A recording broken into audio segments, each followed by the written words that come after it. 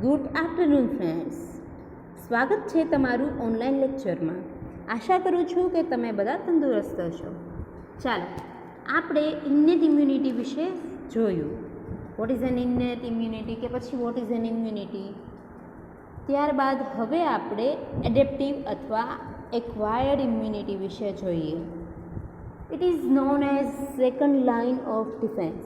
ઇન્નેટ ઇમ્યુનિટીને first line of defence તરીકે ઓળખવામાં આવે છે, કારણ કે એ આપણા શરીરમાં 24 hours એક્ટિવેટેડ હોય છે અને પ્રાઇમરી રિસ્પોન્સ આપવાનું કાર્ય એનું હોય છે.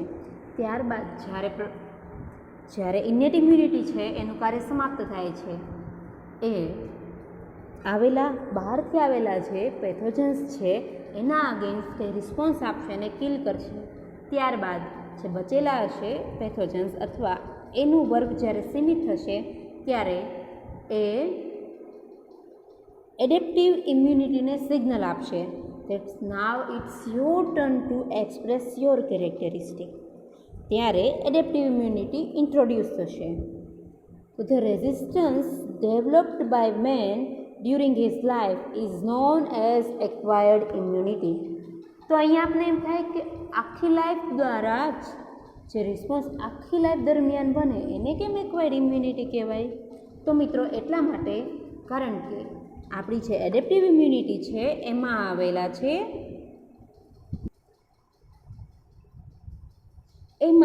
છે મેમરી સેલ્સ, જે 0 વીકથી લઈને માણસની ડેથ થાય ત્યાં સુધી આવેલા જે પેથોજન્સ છે એની મેમરી આપણા એક્વાયર્ડ ઇમ્યુનિટીમાં બી સેલ્સમાં સેવ થયેલી હોય છે. This acquired specific immunity ease of 2 types, namely active and passive immunity. જે એડેપ્ટિવ ઇમ્યુનિટી છે એના 2 સબ ટાઈપ છે. First of it is active immunity. એને કહેવાય છે એન્ટીબોડી પ્રોડક્શન. એક્ટિવ ઇમ્યુનિટીમાં શું થાય છે? તો જે તે પર્ટિક્યુલર ઓર્ગેનિઝમ જે છે એ પેથોજન છે એમ આઈડેન્ટિફાય થાય છે. ત્યારબાદ ટી સેલ્સ છે એમાં 2 ટાઈપ હોય છે, CD4 એન્ડ CD8. એમાંના CD4 છે તે સાઇટોટોક્સિક સેલ છે જે પેથોજનને કિલ કરવાની ટ્રાય કરશે.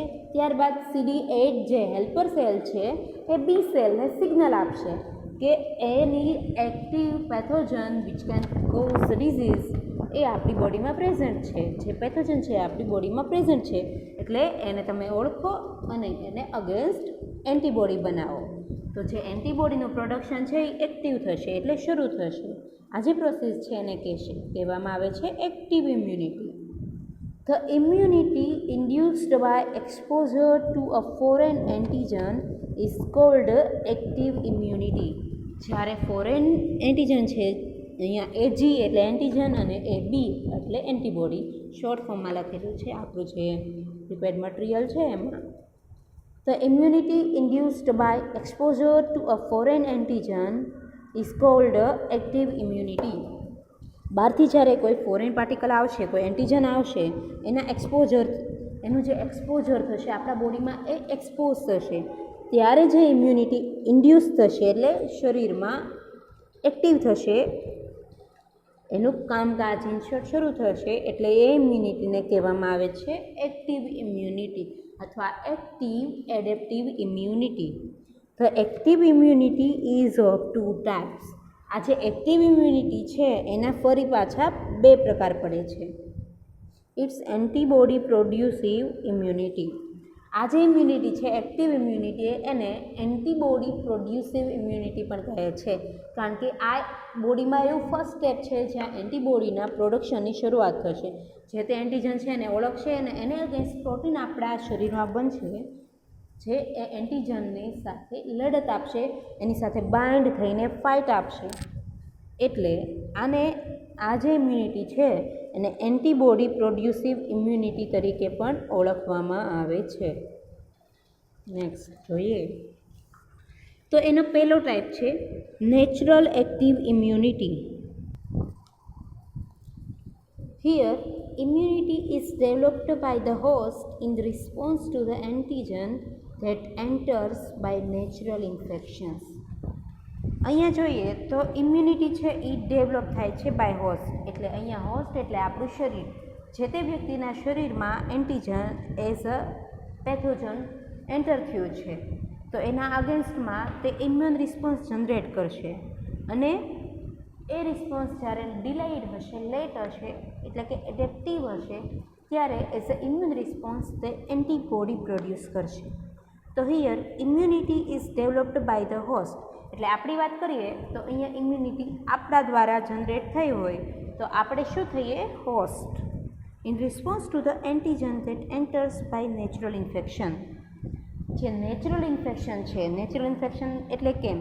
તો આપણા જે વોટરબોર્ન ડિસીઝ છે, ફૂડબોર્ન ડિસીઝ છે, કોઈ નેચરલ પ્રોસેસ છે કે નેચર દ્વારા આપણા બોડીમાં જે તે ઇન્ફેક્શન પોઝિટિવ એજન્ટ એન્ટર થયો હોય એને કહેવાય નેચરલ ઇન્ફેક્શન્સ. એ જે ઇન્ફેક્શન કોઝ કરે, નેચરલ પોઝિટિવ એજન્ટ દ્વારા જે ઇન્ફેક્શન કોઝ થાય એને કહેવાય નેચરલ ઇન્ફેક્શન. તો જે તે એન્ટીજન છે અથવા તો પેથોજન છે એ નેચરલ ઇન્ફેક્શન કરતું હોય એને અગેન્સ્ટ આપણું બોડી જે નેચરલ રિસ્પોન્સ ડેવલપ કરે, એટલે નેચરલી જ કોઈપણ પ્રકારની મેડિસિન વગર જ જે ઇમ્યુન સિસ્ટમ રિસ્પોન્સ આપે, જે એન્ટીબોડી પ્રોડ્યુસ કરે, એ પ્રોસેસને શું કહેવાય? તો કે natural active immunity. For example, a person attacked by measles or smallpox develops natural active immunity as he recovers from the disease. કોઈ પણ વ્યક્તિ છે એને મીઝલ એટલે કે અછબડા અને સ્મોલપોક્સ એટલે જે આપણે ઓરી માતા નીકળ્યા એવું કહીએ છીએ ને, મીઝલ્સ અને મમ્સ થયું હોય અથવા સ્મોલપોક્સ થયું હોય તો જે તે વ્યક્તિને ડિઝીઝ થઈ ગયો એ પછી જો તમે રિપોર્ટ કરો તો એના અગેન્સ્ટ એન્ટીબોડી એમાં બનેલા હોય છે, પ્રોડ્યુસ થયેલા હોય છે, જે નેચરલી જ બન્યા હોય છે. એટલે એ એકવાર એ ડિઝીઝમાંથી રિકવર થાય,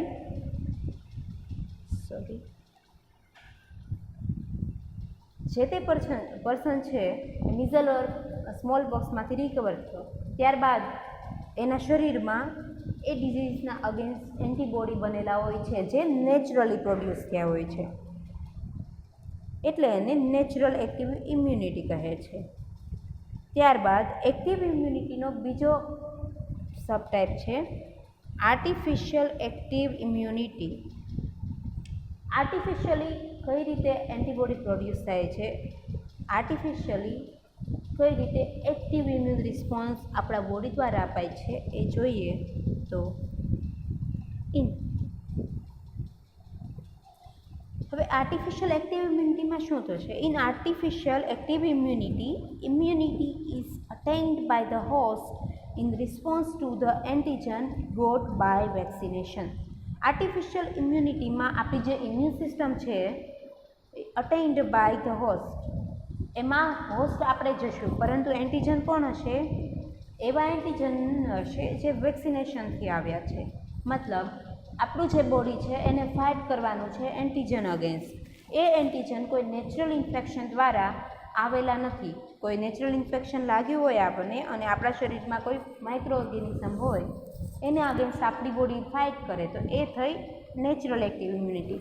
પરંતુ અહીંયા આપણે કોઈ પણ ડિસીઝ થાય એના અગેન્સ્ટ એન્ટીબોડી પ્રિપેર થાય, ત્યારબાદ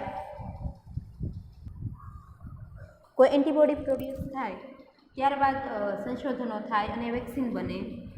એટલે વેક્સિન શું હોય તો કે જે તે ઓર્ગેનિઝમ છે એનો કોઈ પણ એક પાર્ટ અથવા ઓર્ગેનિઝમ ઇટસેલ્ફ એને ઇનેક્ટિવ ફોર્મમાં આપણા શરીરમાં દાખલ કરવામાં આવે અને એને અગેન્સ્ટ આપણી ઇનેટ ઇમ્યુનિટી કે એડેપ્ટિવ ઇમ્યુનિટીમાં જે નેચરલ પ્રોસેસ થાય એટલે કે નેચરલ એક્ટિવ ઇમ્યુનિટી હોય તે ફાઇટ કરે અને આપણા બોડીમાં જે તે એન્ટીજન અગેન્સ્ટ એન્ટીબોડી પ્રોડ્યુસ થાય. તો આ પ્રોસેસ કઈ રીતે થાય? તો કે એને કહેવામાં આવે આર્ટિફિશિયલ એક્ટિવ ઇમ્યુનિટી.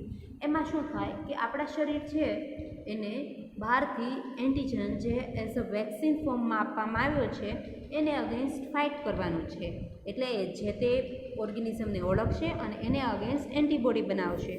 પરંતુ આ જે વેક્સિન છે એમાં રહેલા ઓર્ગેનિઝમ એ કોઈ નેચરલ ઇન્ફેક્શન કે કોઈ પણ ટાઈપનું ઇન્ફેક્શન આપને કરતું નથી, હાર્મફુલ ઇફેક્ટ આપણી બોડીમાં કરતું નથી.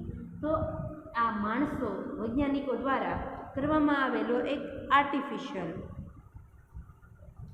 આર્ટિફિશિયલ પ્રયોગ છે કે જેના દ્વારા કોઈપણ ડિઝીઝના એન્ટીબોડી આપણા બોડીમાં પહેલેથી જ બની જાય. એટલે જે નેચરલ નથી પરંતુ આર્ટિફિશિયલ છે. એટલે આ જે ઇમ્યુનિટી છે એને આર્ટિફિશિયલ એક્ટિવ ઇમ્યુનિટી તરીકે ઓળખવામાં આવે છે. Vaccine are preparation of live or killed microorganism or their products. વેક્સિનમાં શું હોય છે તો કે આઈધર જે તે ઓર્ગેનિઝમ આખું ઓર્ગેનિઝમ તે એ લાઈવ હોય અથવા કિલ્ડ હોય, ઇનએક્ટિવ ફોર્મમાં હોય અથવા એક્ટિવ ફોર્મમાં હોય. જો લાઈવ હોય તો એનામાંથી એવા કોઈ પ્રોડક્ટ્સ હોય એને રિમૂવ કરવામાં આવી હોય જે ડિઝીઝ કરવા માટે એબલ હોય અથવા આપણા શરીરમાં કોઈ પણ હાર્મફુલ આપણા શરીરને કોઈ પણ રીતે નુકસાન પહોંચાડતી હોય, હેઝાર્ડસ હોય એવી પ્રોડક્ટને દૂર કરવામાં આવી હોય. અથવા તો માઇક્રો ઓર્ગેનિઝમની કોઈ પણ એક એવી પ્રોડક્ટ લેવામાં આવે જેના દ્વારા તે આઈડેન્ટિફાઈ થાય કે આ એ જ માઇક્રો ઓર્ગેનિઝમ છે અને એના અગેન્સ્ટ એન્ટીબોડી આપણું બોડી બનાવી શકે. તો આ જે આખી પ્રોસેસ છે એને આર્ટિફિશિયલ એક્ટિવ એડેપ્ટિવ ઇમ્યુનિટી તરીકે ઓળખવામાં આવે છે. ત્યારબાદ એડેપ્ટિવ ઇમ્યુનિટીનો બીજો ટાઈપ છે તે છે passive immunity. Another type of adaptive immunity is passive adaptive immunity. Antibody production not active. આ ઇમ્યુનિટી શું છે તો કે ડાયરેક્ટલી આપણા બોડીમાં ઇન્ટ્રોડ્યુસ થતી નથી પરંતુ અથવા ડાયરેક્ટલી કોઈ એન્ટીબોડી પ્રોડક્શન કરતી નથી અથવા તો તે એક્ટિવ હોતી નથી, નોન એક્ટિવ ફોર્મમાં હોય છે.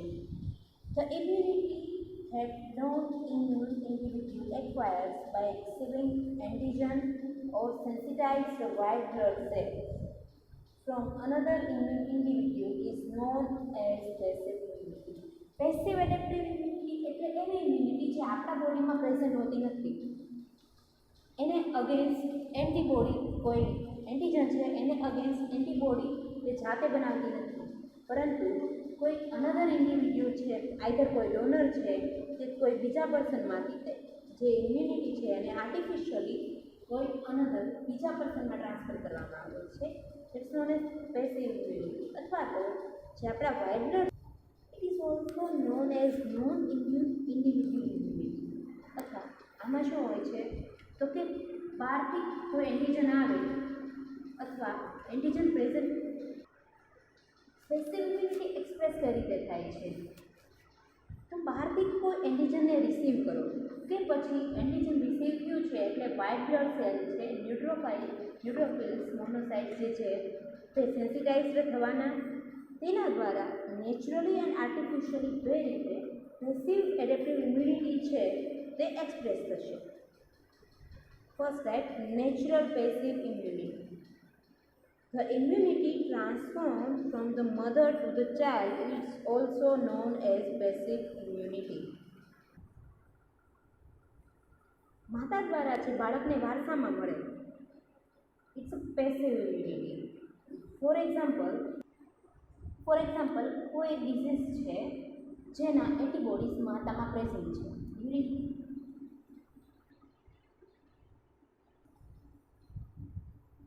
અને જ્યારે ડેવલપમેન્ટ થતું હોય ત્યારે એઝ અ જીનેટિક મટીરિયલ એને એન્ટીબોડીઝ મળે છે. તો જે તે વ્યક્તિ છે, જે તે બેબી છે એનામાં આફ્ટર એજ કે એની ટાઈમ જ્યારે એ ડિઝીઝ ઇન્ટ્રોડ્યુસ થશે ત્યારે એની અગેન્સ્ટ એન્ટીબોડી પહેલેથી જ બનેલા હશે. ત્યારે આ જે પેસિવ ઇમ્યુનિટી છે તે એક્સપ્રેસ થશે. That's non as natural passive immunity. In that the immunity transformed from the mother to the child. માતા છે એના થકી છે એના ચાઇલ્ડમાં આ ઇમ્યુનિટી જે છે તે ટ્રાન્સફર થાય છે. It's known as natural passive immunity.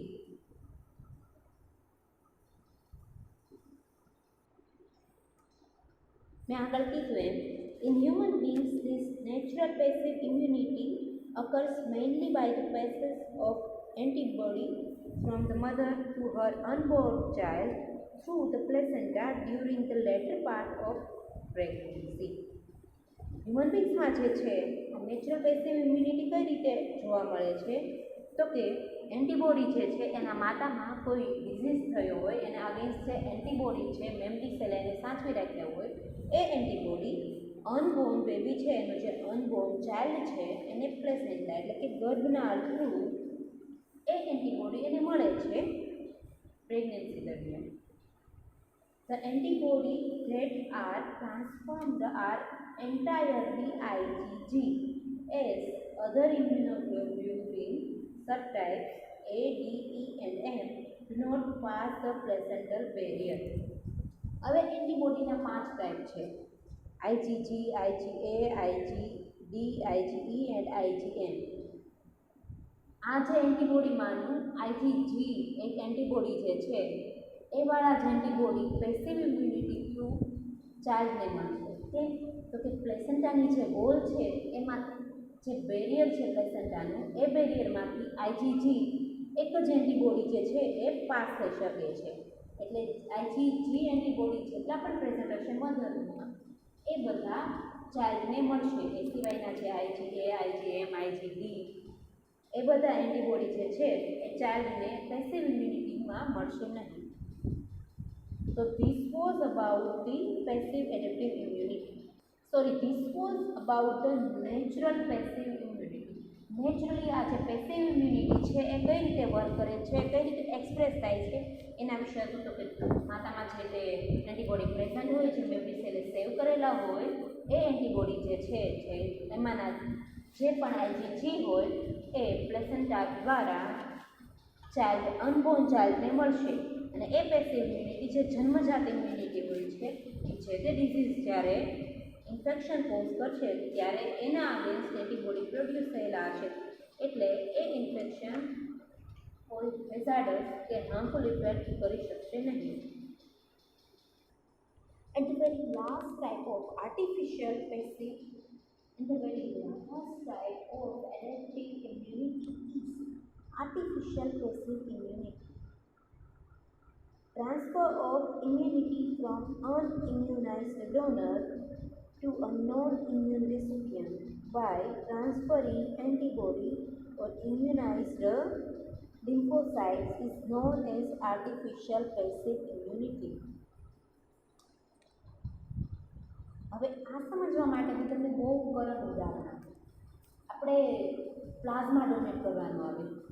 જે લોકોને કોવિડ થયો હોય એને બીજા કોવિડ પેશન્ટને બચાવવા માટે પ્લાઝમા ડોનેટ કરવાનું હોય, અથવા તો સાયન્ટિસ્ટ જે હોય એને વેક્સિન શોધવી હોય અથવા વેક્સિનેશન માટે વેક્સિન બનાવવા માટે એ લોકો કોવિડ પેશન્ટનું બ્લડ લે છે. કોવિડમાંથી રિકવર થયા હોય એના 10-15 દિવસ પછી જે પેશન્ટ હોય એનું બ્લડ લેવામાં આવે, જે સિરમ હોય પ્લાઝમા હોય એમાંથી